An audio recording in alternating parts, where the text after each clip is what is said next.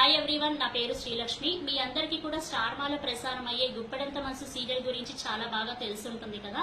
ఇప్పుడు ఈ సీరియల్లో గత కొద్ది రోజులుగా ముఖేష్ గారు రావడం లేదు. సో వీళ్ళ అభిమానులంతా కూడా ఇతను రాకపోయేటప్పటికీ ఆ అభిమానం ద్వేషంగా మార్చి థర్డ్ పర్సన్ మీద ఎక్కువగా ద్వేషం చూపిస్తున్నారు. థర్డ్ పర్సన్ మీద ఎక్కువగా నెగటివిటీ అనేది స్ప్రెడ్ చేస్తున్నారు. ఇది ఏమాత్రం కూడా మంచిది కాదు.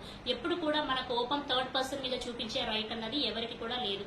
అతను ఎందుకు రావట్లేదు అన్నది అతని పర్సనల్. అతను ఎందుకు రావట్లేదు అన్నది కారణాలు ఎవరికి తెలియదు. కానీ ఈ పీపుల్ అంతా కూడా ఏ కారణాలు తెలియకుండానే సోషల్ మీడియాలో జరిగే వాటిని వీళ్ళే కథలుగా అన్ని ఊహించేసుకొని స్క్రిప్ట్ రాసేసి మొత్తం కూడా ఎక్కువగా నెగటివిటీ అనేది స్ప్రెడ్ చేస్తున్నారు. ఇది ఏ మాత్రం కూడా మంచిది కాదు.